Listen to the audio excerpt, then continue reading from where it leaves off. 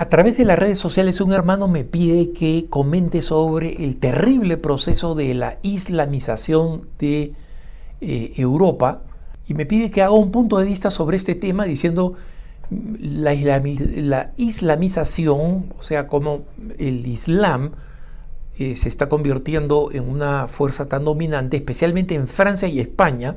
Este hermano menciona Francia y España porque son dos naciones católicas. Pero la islamización es un proceso muy fuerte, o tanto más todavía de los que él menciona, en Alemania y en Inglaterra. Y este hermano dice, los valores cristianos de esas sociedades están siendo poco a poco arrasados, producto de la migración y un complejo de no defender la fe, y esto ha producido caos en muchas ciudades, ¿no? Miren, hermanos, las migraciones efectivamente producen un cambio cultural importante, pero esos cambios culturales dependen de la fortaleza de la identidad cultural de un país. Les pongo el caso de Estados Unidos. Estados Unidos, a lo largo de su historia, ha sido el primer receptor de migración del mundo y probablemente lo siga siendo. ¿Y qué es lo que ha hecho que grandes inmigraciones masivas, ¿no?, de cientos de miles, en algunos casos de millones, irlandeses, italianos, alemanes, etcétera, etcétera, han podido adaptarse y hoy en día con la inmigración de millones de hispanos han podido adaptarse? Porque la identidad cultural norteamericana, por más criticable que sea, no la estoy elogiando, estoy describiendo su naturaleza. Es una identidad tan fuerte que la persona que quiere integrarse podrá la primera generación no estar suficientemente integrada, pero inmediatamente comienza a aprender y a adquirir las prácticas, los valores y la identidad de la cultura norteamericana. Este hermano, por ejemplo, habla de este proceso de islamización y hay una razón por la cual no menciona a Italia, que tiene tantos musulmanes como los países que él ha mencionado. Y es que en Italia la identidad católica es mucho más fuerte y no se deja sobrepasar. Entonces, la islamización, hermanos, es consecuencia en realidad no tanto de la llegada de musulmanes a estos países, sino la vergüenza de esa cultura y de esas autoridades respecto de su identidad cristiana. Entonces, cuando llegan los musulmanes, como podría haber llegado cualquier otro, no encuentran, fuera de la riqueza y del sistema económico, no encuentran un sistema cultural que defienda, que ame y que imponga la identidad cultural y que ponga como condición la asimilación cultural. Miren, esto lo explicaba con mucha claridad el sociólogo italiano Massimo Introvigne. Y él, viendo la historia, él decía, en muchos lugares, los grandes jefes, las grandes autoridades o las grandes élites, si ustedes quieren, han pertenecido a una etnia y a una religión, y sin embargo, por la fuerte identidad que habían impuesto en sus territorios, no importaba el número de inmigrantes, ni siquiera importara que fueran una mayoría respecto de la cultura dominante. Bastaba con que la cultura dominante fuera cultura dominante. Y él ponía un ejemplo, y es, en el Imperio Turco, había regiones donde los musulmanes, los funcionarios musulmanes que representaban al Imperio Turco, eran minoría. Por ejemplo, en todos los países balcánicos, en lo que después sería Yugoslavia, Albania, Macedonia, y lo que hoy en día son Bosnia-Herzegovina, Serbia, Croacia, Eslovenia. Estas regiones eran de mayoría católica, las dos últimas que menciono, y el resto de mayoría ortodoxa griega. Y sin embargo, la identidad cultural musulmana de las autoridades era tan poderosa que la imponía a través de la ley y de la convicción. En consecuencia, el problema no está en los números, no es poca cosa. Todo país tiene derecho a controlar su inmigración, entonces no estoy descalificando acá los números, Pero ahí donde los católicos se defienden e imponen su autoridad, entonces ahí los católicos van a mantener el liderazgo cultural y van a terminar asimilando a esa población, convirtiéndola a los valores culturales y Dios quiera que a los valores religiosos. Pongo un ejemplo totalmente anecdótico. Hace poco en Francia vi un video de Instagram de cómo un joven musulmán inmigrante entra a una iglesia antigua, bella, donde solamente hay unas ancianitas rezando, ¿no? Y él entra y después de insultar a estas ancianitas que están rezando, las expulsa de la iglesia católica, las expulsa, las bota, amenazándolas de que si no, las va a golpear. Y esas son unas mujeres ancianas. No habían hombres rezando al interior de la iglesia que pudiera defender a estas ancianas, ¿no? Entonces, para comenzar, no hay hombres que recen, no hay varones que recen, no hay jóvenes que recen.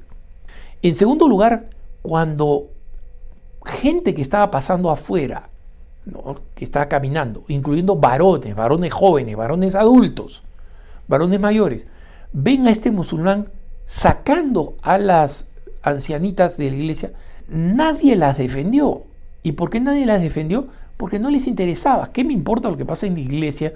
¿Qué me importa si esas ancianas rezan o no rezan?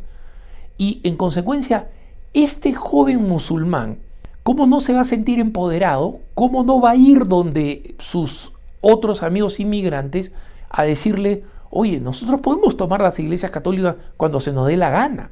Les pongo otro ejemplo todavía más irritante.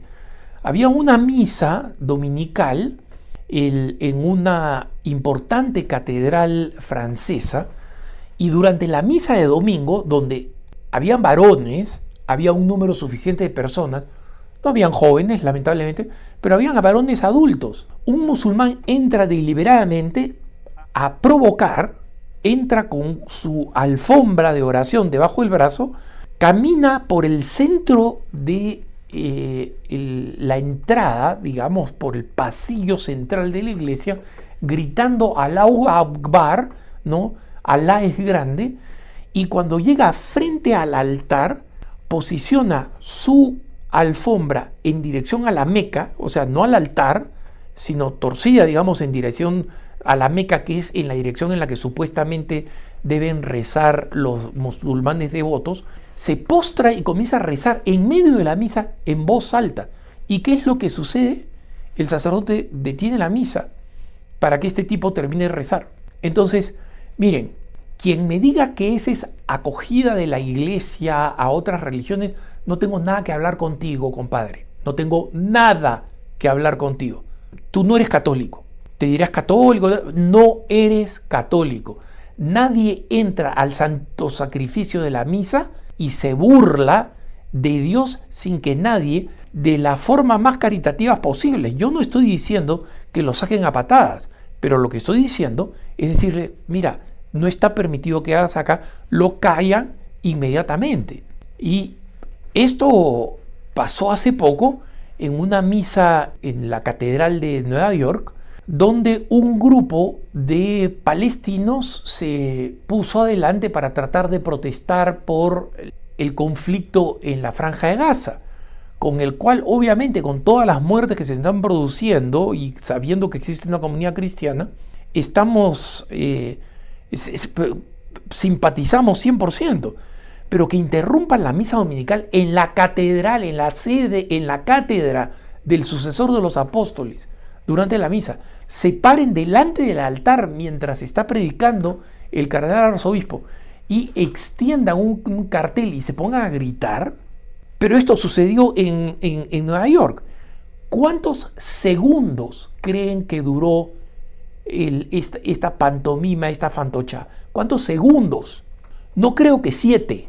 O sea, desde el desconcierto hasta que los varones que estaban más cerca se movieron y empujaron paulatinamente más fuerte. Digo paulatinamente porque primero se les acercaron diciendo no puedes estar acá, las personas iban resistiendo y conforme iban resistiendo, el empuje y el número de personas que lo fueron empujando fue cada vez mayor, y cuando al final los sacaron mejor de lo que se merecían, no como se lo merecían, mejor de lo que se lo merecían, estos salieron gritando, y el coro en esta misa de domingo, que es un coro polifónico de mucha calidad, no un corito de guitarra, pues, ¿no? Y pandereta, se puso a entonar un canto a la que luego los fieles se sumaron. Entonces, quiero simplemente notar la diferencia. Las culturas rara vez mueren por asesinato, las culturas mueren por suicidio. Ustedes saben, hermanos, que Polonia como país 2 veces desapareció del mapa, literalmente, repartidas entre el Imperio Austrohúngaro, el Imperio Ruso, ¿no?, antes de la Unión Soviética, y el Imperio Prusiano o Alemán. Se lo partieron en pedazos. ¿Y Polonia no existe? Claro que existe. Y existe con su tradición, con su cultura, con su religión. Claro que existe. Entonces, la invasión no es el problema. Es el que yo mencionaba ya hace algún tiempo, cuando hablaba de el problema de la indiferencia que hay ante las cruces que se destruyen en Europa. Simplemente Europa se ha avergonzado de la fe, y las sanguijuelas, los buitres, las ratas tienen la oportunidad de aprovecharse y de destruir esa cultura y hacerle todo el daño que pueden, porque pueden. ¿Y por qué pueden? Porque los dejan. Esa es la razón. En consecuencia, sí, la inmigración requiere mucha reflexión.